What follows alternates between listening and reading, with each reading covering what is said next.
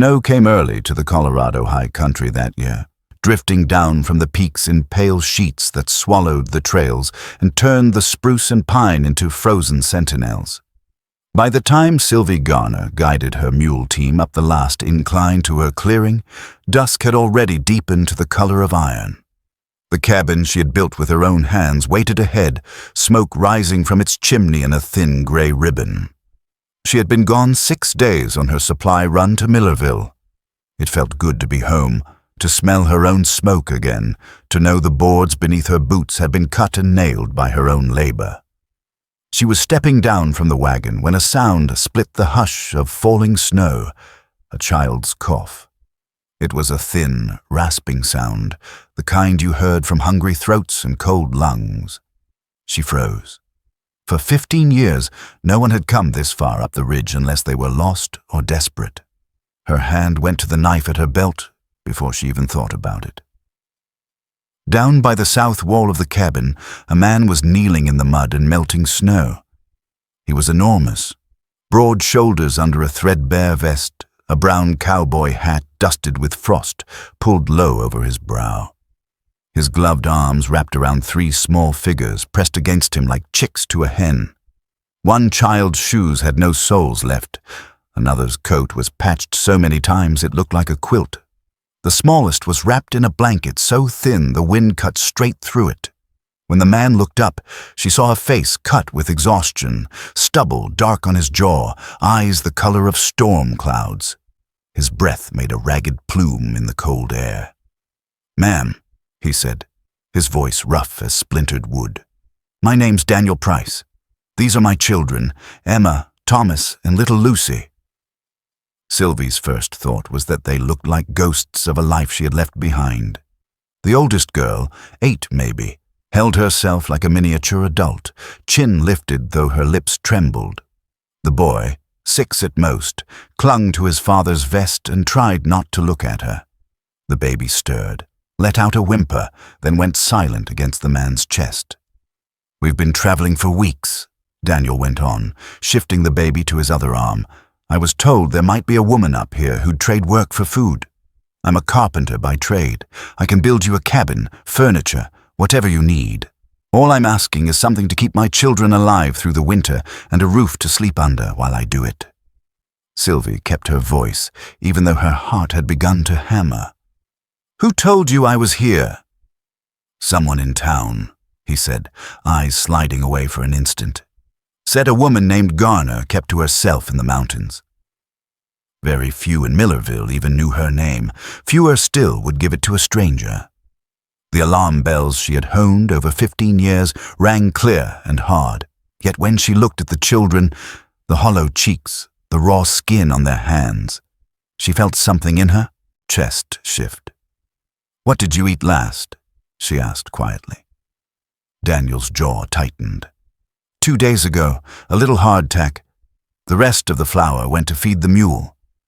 The girl Emma lifted her chin. "Papa built the finest houses in Iowa before Mama died. He can build anything." Her voice was steady, but her eyes flicked toward the pot-belly stove inside as if she could smell the food. Sylvie hesitated one more heartbeat, then opened the cabin door wide. "Come inside."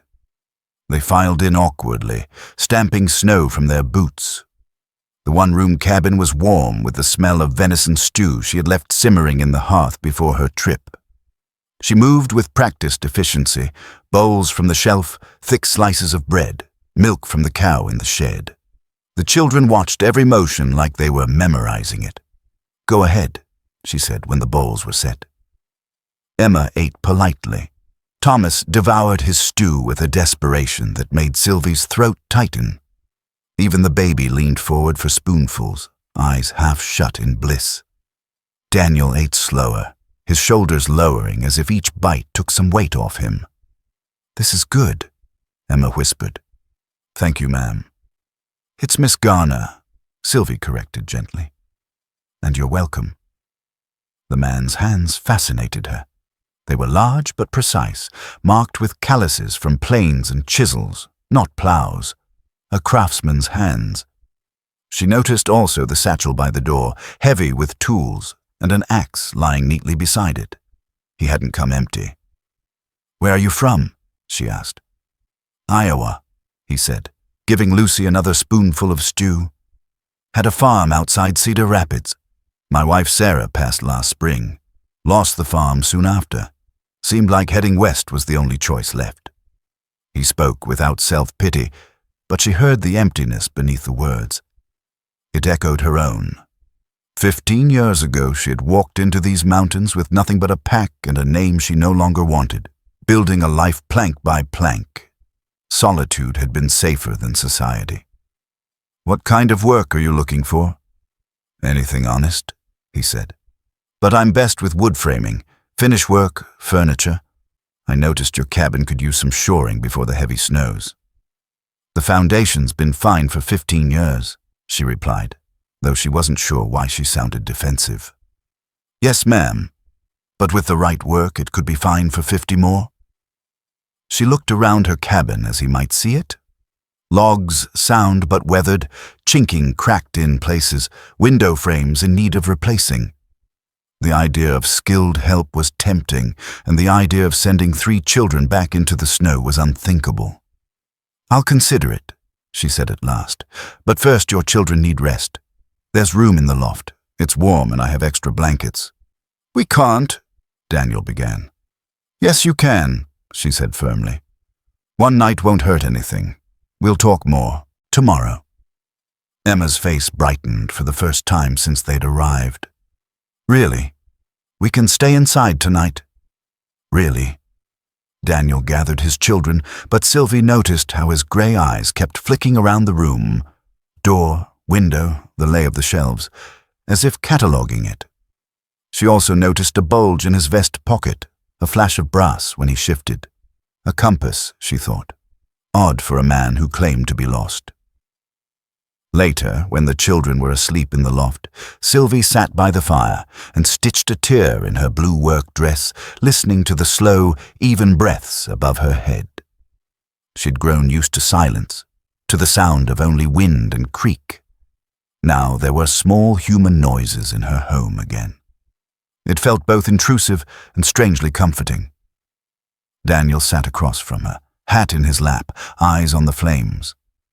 "Thank you," he said quietly, "for feeding them, for letting us in." She nodded but did not smile. "You said someone in town told you about me. Who?" He hesitated, fingers tightening on the brim of his hat. "A bartender, grey whiskers, Silver Dollar Saloon." She looked at him sharply. "There's no bartender with grey whiskers at the Silver Dollar." For the first time his composure cracked. He looked down at his hands, then back at the fire. The children shifted in their sleep above, oblivious. Sylvie's instincts sharpened to a fine point. She had built her life here by trusting them. "How did you know I was here?" she asked, her voice low. The question hung in the warm lamplight. Daniel's eyes flicked up to meet hers, grey and unreadable, then slid away. He said nothing at all. By morning, the snow had stopped falling. The peaks above Sylvie's cabin glistened in soft gold light as the first sun broke through. She stepped outside into a still world, the kind of morning where every sound carried sharp and clean, where breath rose in clouds and bootsteps on frozen ground echoed too loud. The mule was snorting in the barn. The smoke from her chimney curled straight up without wind. Daniel was already awake. He was crouched near the base of the cabin's north wall, brushing snow from the stone foundation with a worn pair of gloves. His son, Thomas, knelt nearby, solemn and silent, handing him tools with the quiet efficiency of someone used to hard work without much talk. Emma sat cross-legged on a log, braiding dry grasses and humming under her breath. Lucy toddled close to her, bundled in one of Sylvie's old shawls, dragging a pine cone in each mittened hand. "You're up early," Sylvie said, stepping off the porch. "Didn't sleep much," Daniel replied, straightening. "Ground settled too much here on the north side. Cold air's sneaking through. I can shore it up today if you've got loose stone around." "There's a pile behind the barn," she said after a beat. Leftovers from when I built this place." He nodded once and got to work. Not another word. No complaints about the cold, the hard ground, the heaviness of the stone. Just the slow, methodical rhythm of a man who knew exactly what he was doing. Sylvie watched him for a moment longer than she meant to. He wasn't like the others she'd run across up here. The bounty hunter who'd tried to force his way into the cabin one winter. The drifter with smooth hands who offered her trade but had nothing to give. No, this one worked like he had nothing else but his hands to rely on, and 3 small mouths to keep alive. Inside, she stirred the ashes and brought the fire back to life. The smell of strong coffee filled the cabin. She ladled out more venison stew, cut slices of sourdough bread. By the time she stepped back onto the porch, the boy had already hauled 2 large stones into place, cheeks red with effort. "Breakfast," she called. The children came running. Daniel stayed back, brushing dirt from his hands at the water pump. Sylvie poured coffee into a tin cup and waited. "Papa used to say, 'Eat before the sun gets too high,'" Emma announced at the table. "He say a lot of things like that?" Sylvie asked casually. Emma nodded. Mama used to roll her eyes when he did. Sylvie smiled, but there was a pinch in her chest. Emma was trying to be grown, filling space her mother had left behind. Thomas still hadn't said a word since arriving. He simply ate quietly, his wide brown eyes always watching. Lucy perched on Daniel's lap, smeared stew on her cheek, and then looked up at Sylvie with the unwavering confidence of a child too young to doubt kindness. After breakfast, Daniel returned to his work, and Emma followed Sylvie out to check the traps near the tree line. The girl asked questions without pause: how to tell if a track belonged to rabbit or fox, why some trees bent more than others under the weight of snow, what the difference was between deerscat and elk. "You're quick," Sylvie said. "Not many would remember all that." "Papa says I got Mama's eyes, but his head," Emma replied, not looking up from the prints she was studying in the snow. Sylvie didn't answer. Her heart ached in places it hadn't in years. Back at the cabin, Thomas sat whittling beside his father, shaving thin curls from a piece of pine. He wasn't making anything, just moving the blade, smooth and slow. Daniel worked without pause, reinforcing the chinking between logs, replacing weather-worn slats, eyes scanning for faults before his hands moved to fix them. That afternoon, Sylvie stepped out to call them in for supper and found Daniel standing beside the porch steps. He was holding something in both hands, a quilt folded neatly. The late light made the thread shimmer. She stopped dead. "Where'd you find that?" she asked. "Upstairs," he said slowly. "In the trunk by the loft." Sylvie came closer. It was a quilt, all right, hand-stitched, tiny flowers sewn into the corners, edges trimmed in pale blue. She hadn't seen it in years, hadn't thought about it in even longer. "I didn't mean to pry," Daniel said, his voice softer now. "Lucy knocked over the blankets up there. This was at the bottom." Sylvie took it from him, her fingers trembling. "It was my sister's," she said. "Sarah." Daniel didn't speak. "I thought it burned in Denver," she added. "I was told everything burned after I left." "I wouldn't know," Daniel said, but his voice had gone tight. She looked up, met his eyes. "Where'd you say you were from again?" He swallowed. "Iowa." "No, before that." His hands flexed at his sides, then stilled. "I didn't," he said. The fire crackled inside the cabin. The children's laughter drifted down from the loft. Thomas was finally telling a story about a squirrel that stole his crust of bread. Lucy squealed with delight. Emma's voice chimed in. "You knew Sarah," Sylvie said, her tone flat now. Not a question, a truth she'd just seen settle in the corners of his eyes. Daniel looked down at his boots. "I knew her," he said quietly. Sylvie stepped back, arms still holding the quilt, her voice hardening. How long have you known who I am?" He didn't answer, didn't raise his head. One of his hands, clenched tight at his side, began to tremble. "How did you know about this quilt?" she asked, voice no louder than a breath. "Only Sarah and I ever touched it." Daniel didn't look at her, but his hand, the one by his side, wouldn't stop shaking. The rhythm of life settled around them slowly, like a snowfall that took its time but never stopped coming. Each morning brought the sound of hammering, the steady thunk of Daniel's axe, the clatter of stone being shifted or reset. He never waited for permission to work, nor did he ask for thanks. He just worked, and the cabin, tired and weather-worn after 15 winters, began to feel tighter, more solid, as if it were standing straighter beneath his hands.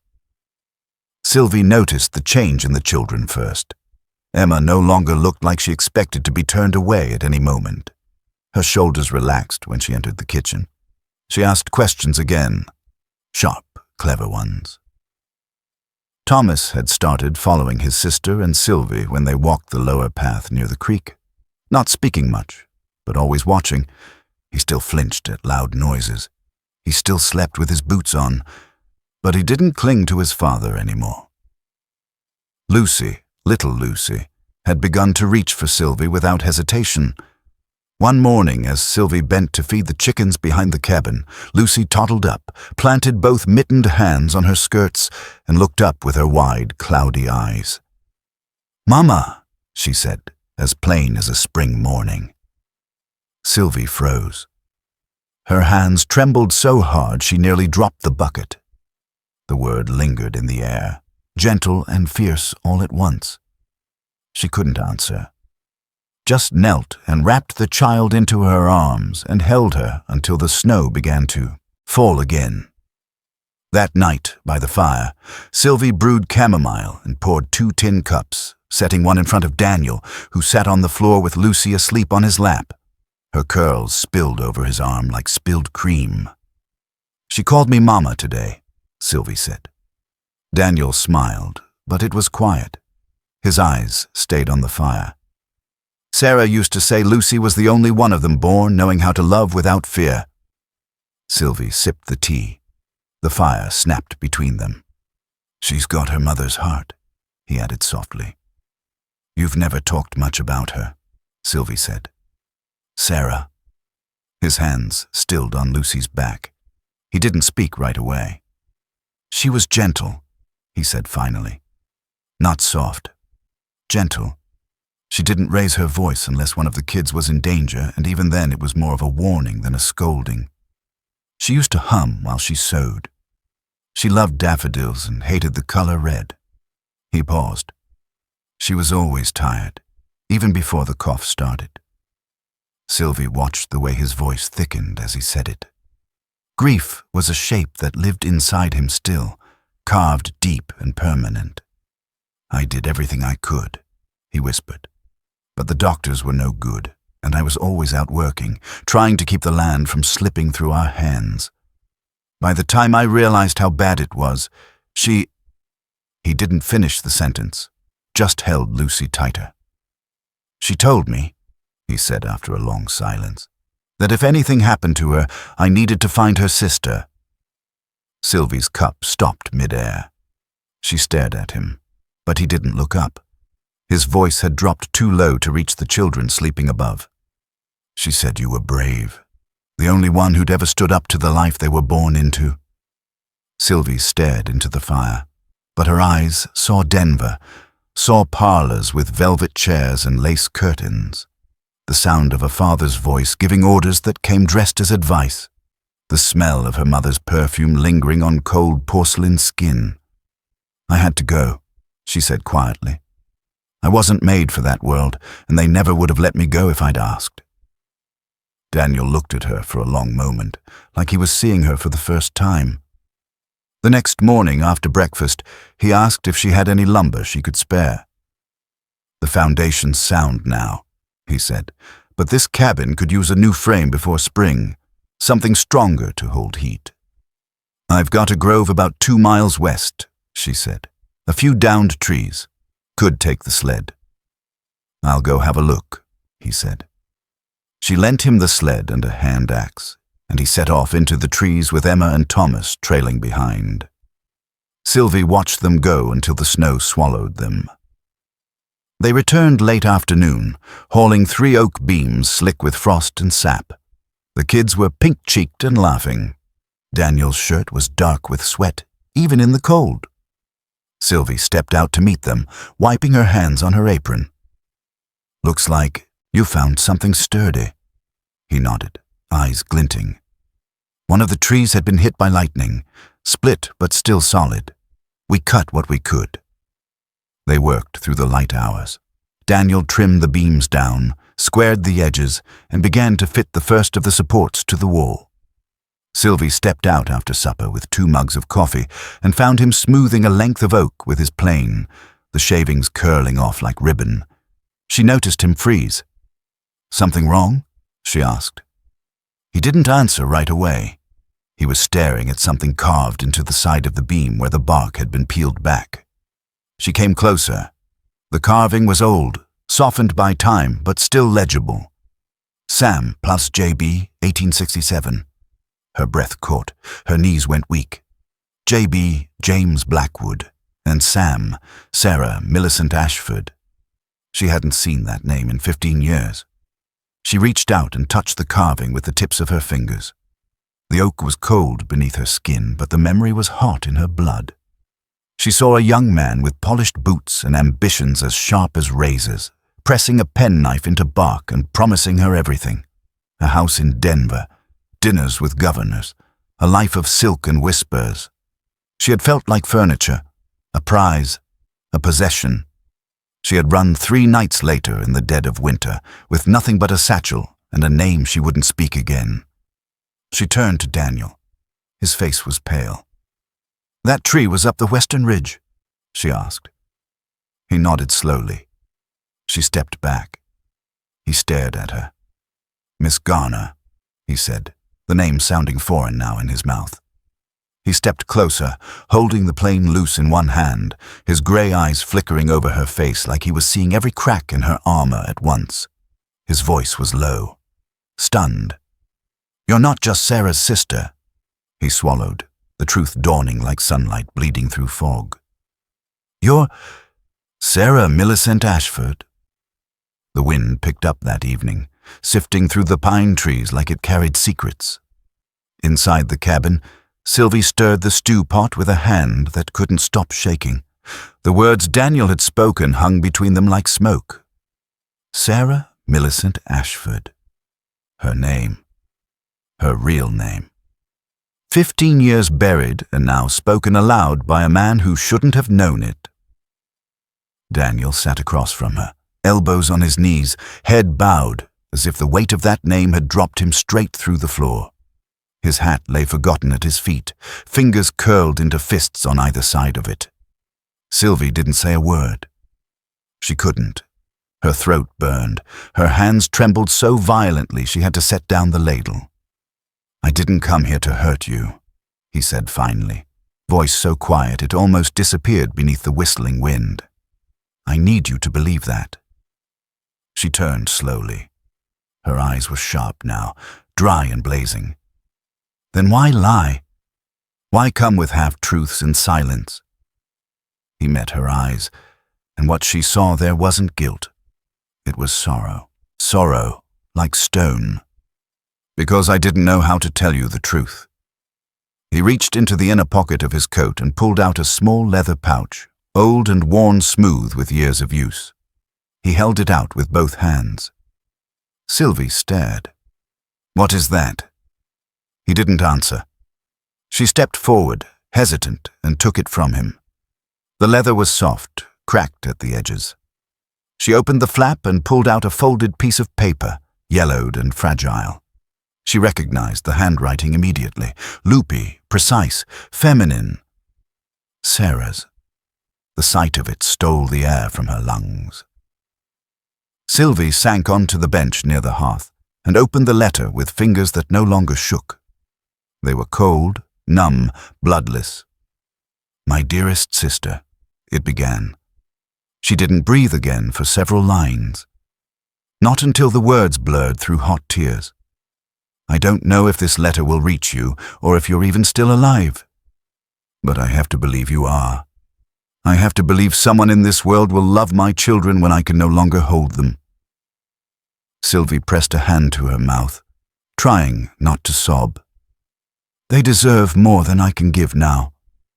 My body is failing me, but my love for them burns so fiercely it frightens me. Daniel is good. He is kind. He will bring them to you if he can find you.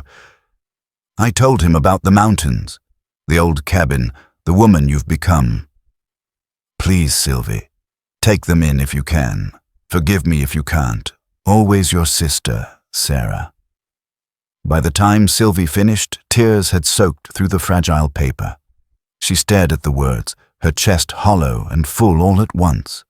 There was no anger left in her, only ache. Ache for the years stolen, for the things unsaid, for the woman she hadn't seen since that night she fled Denver. I didn't know what to say, Daniel murmured. When she died, I buried her beside the dogwood tree in Iowa. She made me promise, if nothing else, find you. She wanted her children to grow up where love was still possible. Sylvie looked toward the loft. She could hear Lucy's soft snore, the creak of Thomas rolling over. Emma whispered something in her sleep. Their breath was the rhythm of life now. She wiped her face and turned back to Daniel. You should have told me the day you walked up that ridge, she said. I know. But instead you let me believe that you were just passing through, that you stumbled on this place by accident. I needed to be sure, he said, that you were still who she remembered, that this was still the kind of place where they could be safe. Sylvie stood, walked to the window. Outside, the snow was falling again, soft, slow, almost reverent. She was always the brave one, she said quietly. I left first, but she stayed, married, had children, faced that world. Daniel stepped closer but didn't touch her. She wanted them to know you, he said. Said you were the strongest person she'd ever known. I'm not strong, Sylvie said. I ran. No, he said. You survived. She turned then. Her face was pale, wet, bare of all pretense. I didn't ask for them. They didn't ask to lose their mother either, he said gently. But here we are. A long silence passed. Emma, Sylvie whispered. She has Sarah's eyes. She does. Thomas. He's quiet, like Sarah was when she was scared. He's coming out of it, Daniel said. He watches you more than me now. Sylvie's hands tightened around the letter. And Lucy? She doesn't even remember her, does she? No, he said, voice breaking. But she's starting to remember you. That undid her. She sat hard on the edge of the hearth, head bowed. The silence around them was not empty. It was thick with understanding, with years both lost and recovered. Daniel didn't say anything for a while. He just stood near the fire, watching her, his hands now tucked into his pockets. She gave me something else, he said after a time. Something to give you if the letter wasn't enough. He reached into his coat again and pulled out a small silver pocket watch. The casing was worn, the chain dulled, but when he opened it, the tick still whispered steady. Inside the lid was an inscription. To SMA. Always come home. Sylvie stared at the letters, her breath catching. That was my father's, she said, voice hoarse. He gave it to her when I left. Said I didn't deserve it anymore. Daniel placed it gently in her hand. She thought you did. The watch was warm from his coat. It fit in her palm like it had been waiting to come back all along. Sylvie looked up at him. Something changed in her face now. She wasn't just the woman alone in the mountains. She was a sister again, an aunt, maybe something more. Daniel lowered himself beside her on the bench, watching the fire with quiet eyes. You've kept them alive, she said. I've tried, he replied. And now you want me to help you keep doing it." He turned to face her, his voice barely a whisper. "No," he said. "I want us to do it together." She didn't answer. Not yet. But her fingers stayed curled around the watch. The fire crackled. Outside, the snow kept falling. Daniel leaned in, voice low, steady. "We're family, Sylvie, if you want us to be." The snow had begun to thaw in patches, leaving behind crusted mud and the scent of wet pine. Spring didn't come easy to the mountains. She crept in slow and quiet, unsure if she was welcome, much like the people now sharing Sylvie's land. It was a Sunday morning, the kind where the mountains looked too still, like they were listening. Sylvie was out by the barn when Daniel found her. He stood by the rail fence, silent, hat in hand. The wind had tugged loose a few strands of his hair. His face looked older than it had yesterday. Or maybe it just looked honest. "I need to tell you something," he said. She didn't answer right away. Just set down the bucket of feed, wiped her hands on her skirt, and waited. Daniel took a breath like it hurt to draw in. "Before I came here, I didn't just have Sarah's letter. I had another reason." Her spine stiffened. He saw it. She knew. "Say it," she said. "I was hired." The words landed hard. She didn't flinch, but her jaw locked. "By who?" "James Blackwood, the fourth."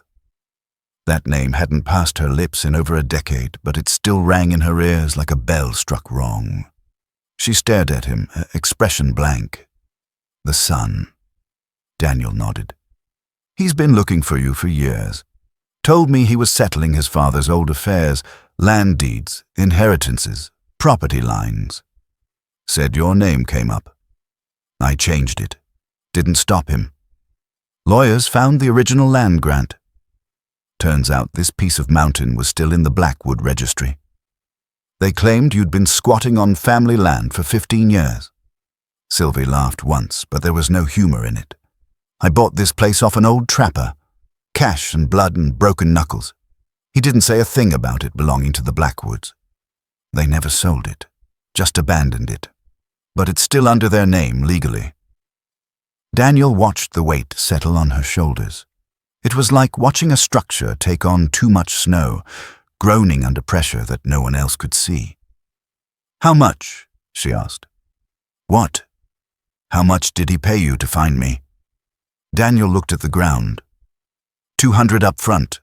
Another 3 if I brought back proof." She blinked.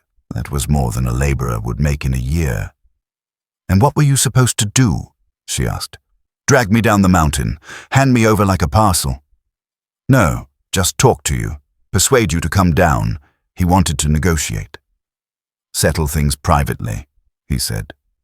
Sylvie crossed her arms. "Negotiate." Daniel's voice dropped.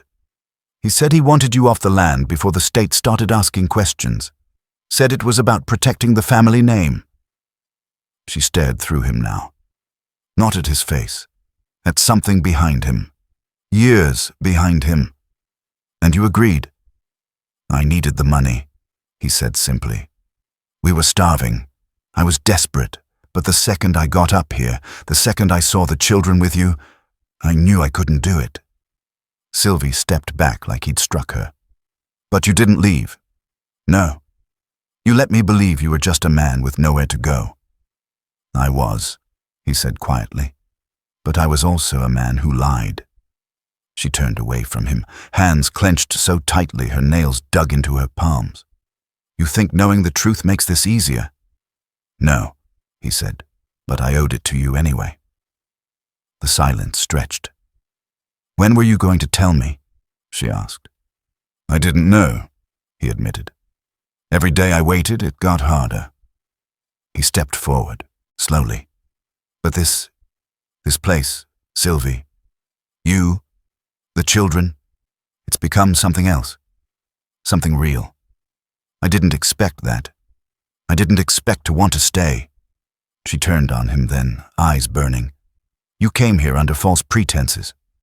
You watched me open my life, my home, thinking maybe, Just maybe I had family again. And now you tell me I was just a job. No, he said, firm now. You were never just a job. Not once I got here. Her voice cracked. I trusted you. Daniel's throat worked. He stepped back. I understand if you don't want us here anymore. I'll pack up. I'll take them. No. The word was quiet, but strong. He blinked. The children stay, she said. They're mine too. His shoulders slumped with something between relief and heartbreak. Inside, Emma peeked around the door frame. She must have heard some of it. Her eyes were wide, but she wasn't crying. Thomas stood beside her, clutching a whittled stick in his hand. Lucy, cradled in Emma's arms, babbled softly. When Sylvie came back inside, the children rushed to her. Emma threw her arms around her waist. Are we leaving? She whispered.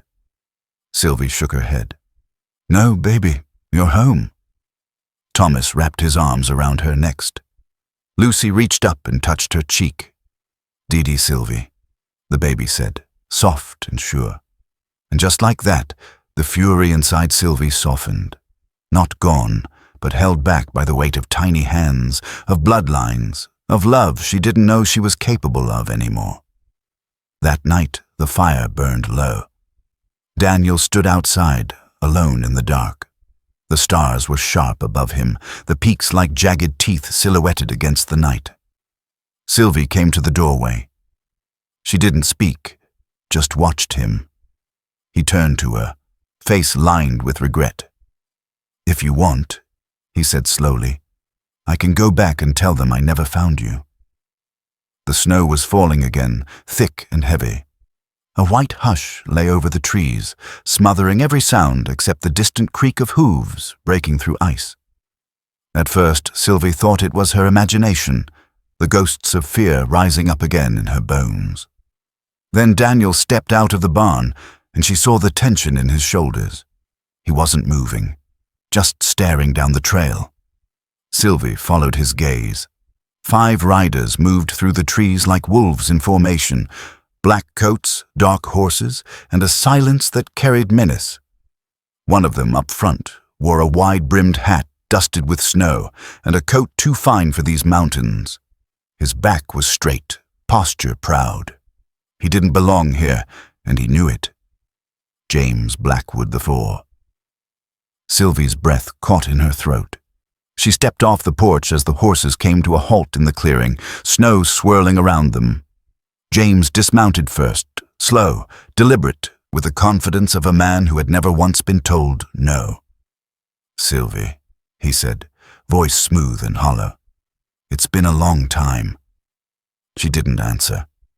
He turned his some gaze toward Daniel. And you, Mr. Price? I expected better judgment from you. Daniel didn't blink. You'll want to keep your judgment to yourself. James smiled slightly, like a man humoring children. I came to settle things properly, he said, removing a folder from inside his coat and handing it to the man beside him. These are the papers, land ownership, claim rights. You're squatting, Miss Ashford. Or shall I say, Mrs. Nothing. Sylvie's hands curled into fists. 15 years, she said. And you come now. I've only recently come into my father's holdings, he replied, cleaning up what's left behind. You should have known you couldn't hide forever. I didn't hide, she snapped. I left. He stepped forward, voice cold as the wind. You left a contract, a name, an inheritance, and now you've built yourself a little fantasy up here with someone else's children. Daniel moved between them then. You'll take your men and turn around. James raised an eyebrow. Or what? You'll hit me with a hammer. I'm not here to fight. I'm here to offer. He pulled an envelope from his coat and tossed it onto the porch. It landed at Sylvie's feet, fat and full. $1,000. Cash. You leave by sundown. No questions asked. Sylvie didn't move. That should be more than generous, James added, considering you've been squatting for over a decade. I didn't know the land was still Blackwoods. Doesn't matter, he said. It is, and I own it now. Every tree, every nail, every stone in your chimney. He turned to Daniel. And you, maybe you've forgotten the law, but harboring a fugitive and children who aren't yours, that's enough to bring men with warrants. Emma had come out onto the porch. She held Lucy's hand, the little one staring wide-eyed at the strangers. Thomas stood behind them, silent but watchful. James looked at the children like they were livestock. They're not blood. You have no rights. Daniel's jaw tightened. I have every right. Their mother gave them to me, and she was your cousin. James shrugged. Irrelevant. I've got a deed. You've got sentiment. Sentiment doesn't win in court. His men began to dismount. One walked toward the barn. Another stomped toward the shed and kicked the door in. A third headed to the stack of lumber Daniel had been cutting all winter. Hey, Daniel called out. Get off my property. James tilted his head. This isn't your property, Mr. Price. The man at the barn threw open the doors. Chickens scattered. The mule brayed. Sylvie stepped forward. If you're here to threaten us, you've already failed. I'm here to clean up my father's mess, James said. And that includes you. Daniel turned to her, his voice low. There's a way to stop this. She looked at him. We marry. Today. Right now. That makes you legal. Makes the children legal. She shook her head, stunned. It wouldn't be just for the papers, he said, eyes searching hers. But it would protect you. James laughed behind them. A hasty wedding to a widowed carpenter in a shack. What will the townspeople think? Better than being bound to a Blackwood, Sylvie snapped. James's eyes narrowed. He stepped close, lowering his voice. Don't forget where you came from. You can't outrun blood. Sylvie stared at him, fire in her spine. No, she said, but I can burn it out of me. One of James's men had begun to dismantle the lean-to beside the cabin. Another was pulling planks off the porch. The third poured kerosene on the lumber by the shed. Daniel moved fast, pulling the man back by the collar and slamming him into the snow. Enough, he roared. Guns were drawn. Sylvie stood frozen for a moment. Then she stepped forward toward the shed, toward the man with the fire and the ruined lumber. She picked up the axe. James blinked. Sylvie. She didn't flinch. She walked straight up to him, boots crunching through slush and sawdust, the axe firm in her hand. I built this place with my hands, she said, with my sweat and scars. No name gave me this life. I earned it. You're trespassing. I'm surviving. James looked at her, something unreadable flashing behind his eyes, but he didn't step forward. She raised the axe slightly, just enough. I would rather die, she said, voice calm and hard as granite, than live as a Blackwood. The mountains had been whispering for days, low rumbles through the valley, the kind that stirred animals from their dens and made seasoned folk check the roofs twice.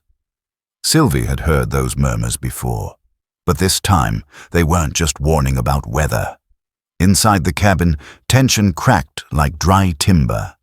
James's men had spent the night in makeshift camps scattered across the ridge, torchlight flickering in the snow. They'd torn apart the shed, trampled Daniel's stacked lumber, and slept with rifles beside their bedrolls. Sylvie hadn't slept at all. Neither had Daniel. At dawn, a thin crust of ice had formed over the snow, glistening like glass. The air was too still. Daniel stood at the cabin door, eyes on the men loading supplies into their saddlebags, clearly preparing for a forced eviction. Sylvie was at the hearth, boiling water, her hand trembling just slightly.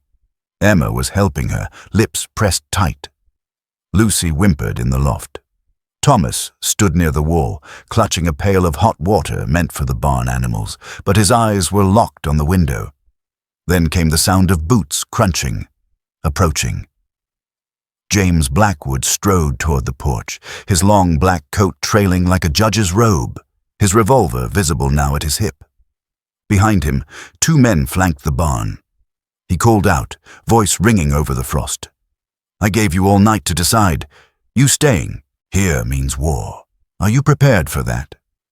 Daniel stepped outside, holding the rifle Sylvie had kept since the first winter, a relic, but loaded. "I'm not afraid of war," he said, "but you should be afraid of what comes after." James laughed.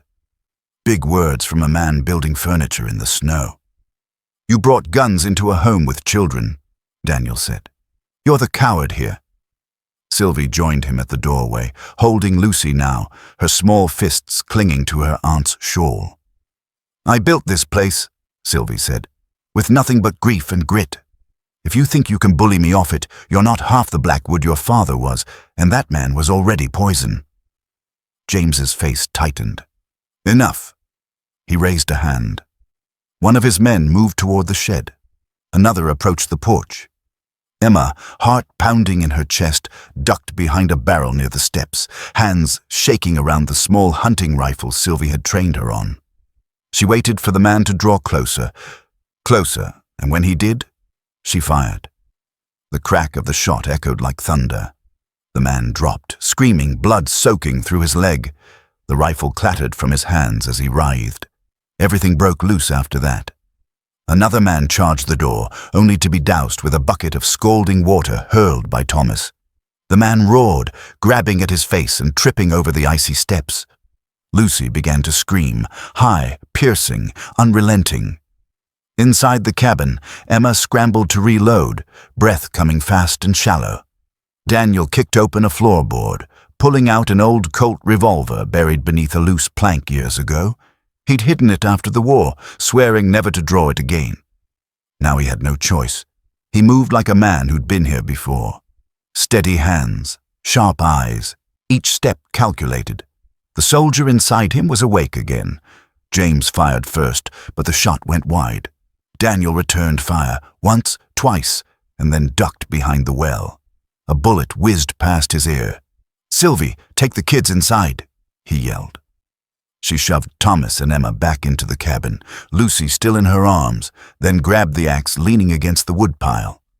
Outside, another man was climbing the side of the cabin to reach the roof.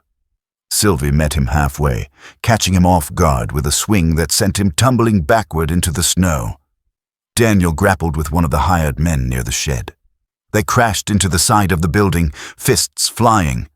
Blood hit the snow. The air smelled like smoke and fear. Then the sound came. A deep, bone-shaking roar from the ridge above. Sylvie froze. Daniel stopped mid-swing. The mountains answered. Avalanche. Snow broke loose from the highest peak, a wall of white thundering downward. The horses screamed. The trees groaned.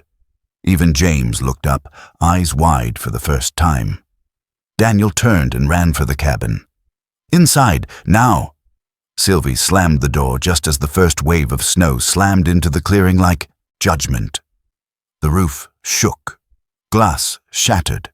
A blast of wind and ice blew through the cracks. They huddled together, backs braced, arms shielding the children.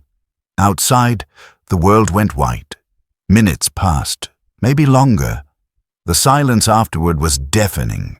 When Daniel finally pushed the door open, snow had buried half the porch. The barn was crushed, the shed gone. The clearing was littered with broken branches and twisted saddles. James and his men were nowhere in sight.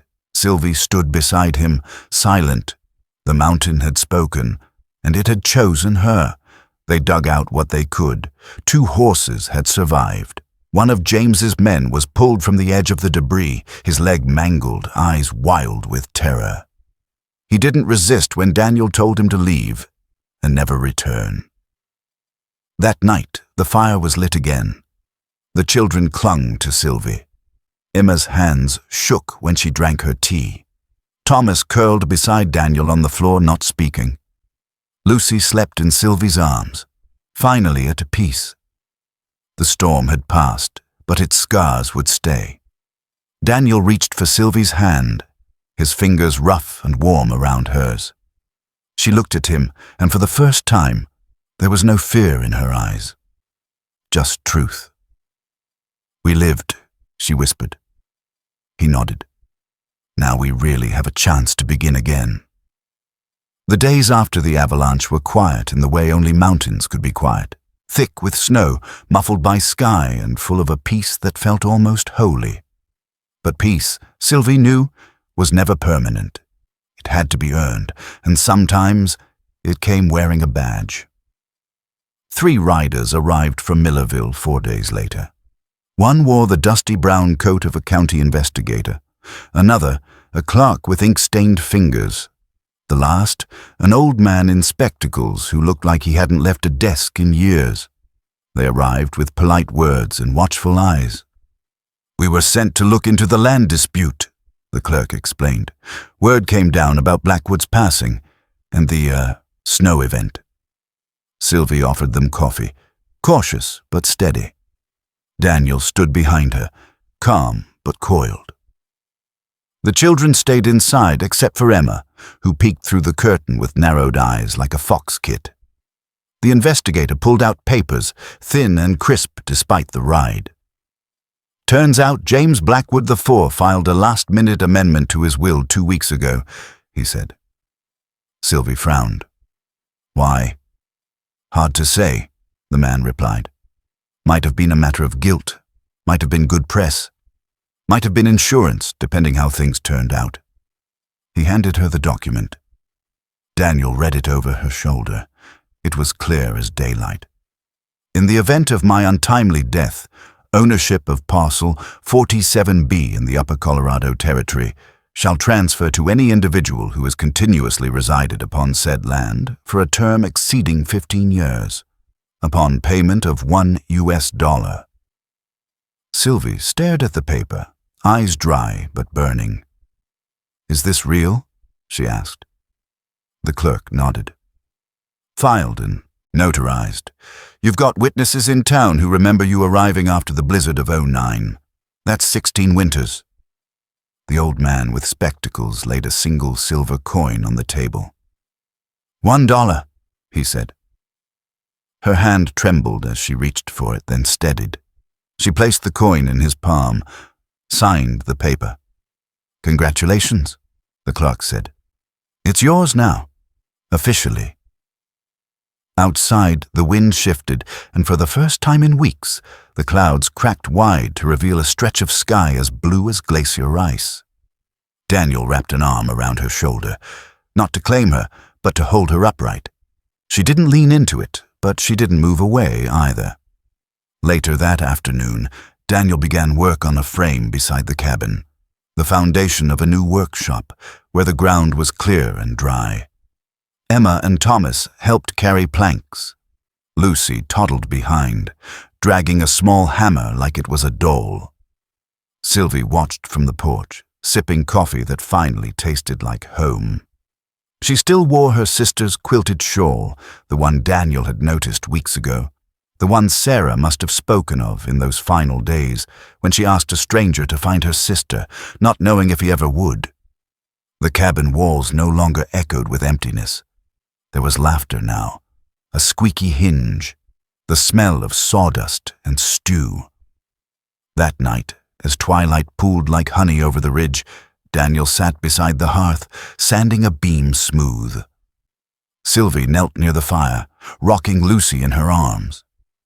Emma braided thread into a rag doll. Thomas sharpened a stick into something that might one day become a fishing spear.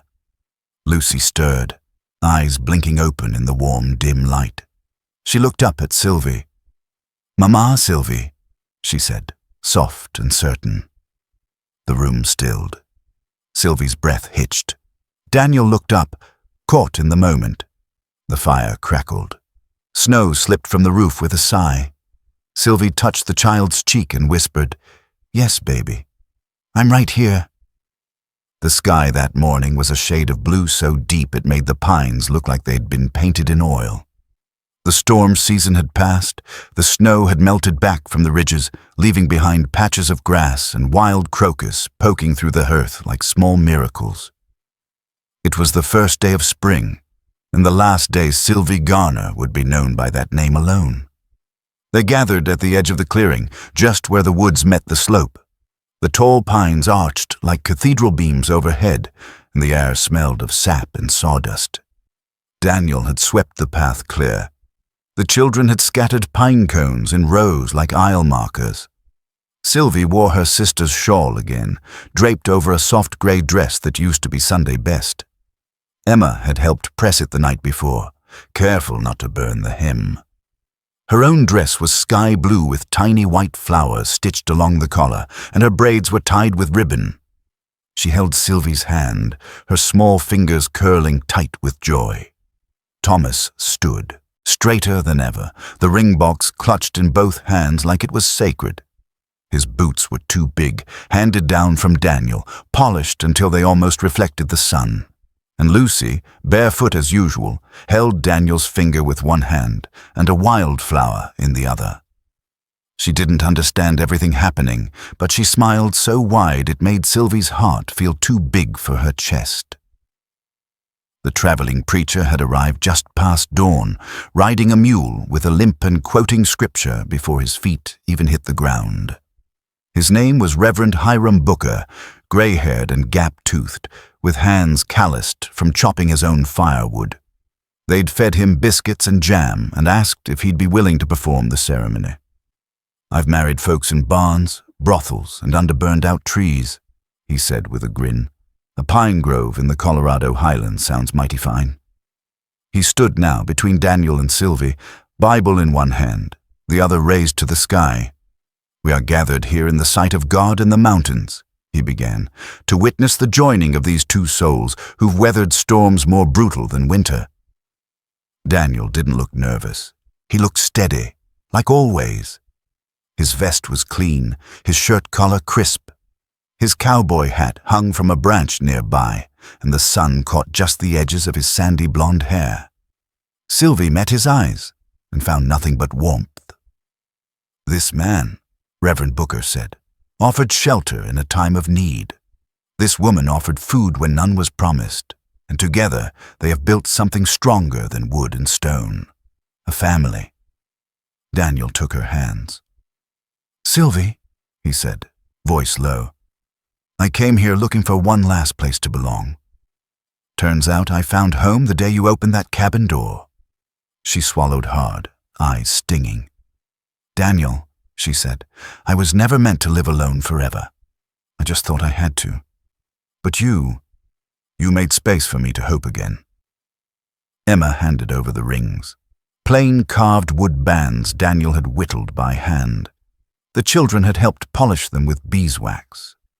Reverend Booker nodded, satisfied. "By the power vested in me by the grace of the Lord, the Colorado Territory, and the good sense of this valley," he said, "I pronounce you husband and wife. You may kiss your bride." Daniel leaned in gently. The kiss was soft, certain, long enough for Lucy to squeal and clap her tiny hands. Thomas let out a whoop that startled a jaybird from a nearby branch. Sylvie laughed for the first time in what felt like years. They walked back toward the cabin together, hand in hand, the children circling around them. Daniel scooped Lucy into his arms, and Emma grabbed Sylvie's skirt. Thomas darted ahead, calling out, come see what I did." They followed him around to the side of the cabin. There, on the foundation stone by the steps, freshly carved with a chisel and a steady hand, were two names. Garner Price, 1883, Sylvie, touched the letters with her fingertips. "Looks good, huh?" Thomas said, puffing his chest. Daniel nodded. "Looks like it was always meant to be." That night, they ate stew and blackberry cobbler and sat by the fire while the wind moved gently through the trees. Emma curled beside Sylvie, resting her head on her shoulder. "Mama Sylvie," she whispered, "tomorrow, can we tell more stories about Mama Sarah?" Sylvie wrapped an arm around her and kissed the top of her head. "Yes," she said. "Tomorrow, we remember everything." The light came slow and golden over the ridge, washing the valley in soft warmth. Spring had taken hold of the land. The thaw was full, the snow melt clear in the creek, and the scent of pine sap hung sweet in the air. The cabin stood sturdy now, roof shingled, porch extended, with a workshop out back that Daniel built from the very trees he and Thomas felled together. It wasn't grand, but it was real. Honest, built with hands and heart, not money. Sylvie woke early, as always, but now she woke to the sound of breath beside her, not silence. Daniel lay still, his chest rising slow beneath the quilt Sarah had once touched. In the loft, Lucy stirred with a soft sigh. Downstairs, Emma and Thomas argued in whispers over who would fetch eggs from the coop. Sylvie smiled and rose quietly, pulling on her shawl and stepping barefoot onto the porch. The garden rows were coming along well, onions, carrots, beans. Emma had taken to naming each sprout. Lucy loved watering them with a tin pail no bigger than her head. Daniel taught Thomas to repair the fence, and in the evenings he worked with Sylvie teaching the children to read by firelight. They took turns sounding out words from an old primer Reverend Booker had left behind. It wasn't a schoolhouse, but it was a start. Later that morning, they all sat together beneath the tall pine where the wedding had taken place. Daniel cleaned his tools. Sylvie patched a tear in Thomas's shirt. Emma read aloud, slow but proud. Lucy fell asleep with her head in Sylvie's lap. When the sun dipped low behind the mountain, Daniel pulled out the camera box he'd bartered for in town. A marvel, really, a wooden contraption with a crank and a long exposure plate. He set it on a tripod just outside the cabin and called everyone together. "Hold still," he said, smiling. "Count to 5. They gathered in front of the cabin, Daniel standing tall, one hand on Thomas's shoulder. Sylvie seated, Lucy in her lap, Emma beside her, fingers laced with Sylvie's. The shutter clicked. A single moment caught in amber light. Later that night, with the children asleep and firelight flickering across the wood grain of the cabin walls, Sylvie told them more about Sarah. "She was stubborn," Sylvie said, voice soft, "like someone else I know." She nudged Emma, who giggled. She loved poetry, wrote it in the margins of hymnals, and she never backed down when it came to protecting someone she loved. Daniel poured 2 mugs of chicory coffee and handed her one. "Sounds like someone else I know," he murmured. They sat in silence a while, watching the flames dance. Sylvie turned to him. "You think she'd be proud?" Daniel didn't answer right away. He reached over, took her hand. "I think she already was. That's why she sent them to you. She knew." After the fire burned low, Sylvie stepped back out onto the porch. The moon was rising over the ridge, casting silver over the treetops and turning the snow caps into glowing crowns. A breeze moved through the branches like a hymn, and Sylvie closed her eyes. Somewhere beyond those peaks, beyond the clouds, she believed Sarah was watching and smiling. For the first time in years, Sylvie didn't feel like she was surviving. She felt like she was home. Garner Price Cabin, 1883. A family born from loss, rooted in love, and ready for whatever came next. If you've followed this journey to the end, thank you for riding with us across wind-blown ridges and snowbound memories. This is only the beginning of Western legacy, where every cabin has a story, every trail carries a secret, and every heart deserves a second chance. Subscribe now to stay saddled up for the next tale in this rugged and redemptive world. A new frontier is calling. Let's ride there together.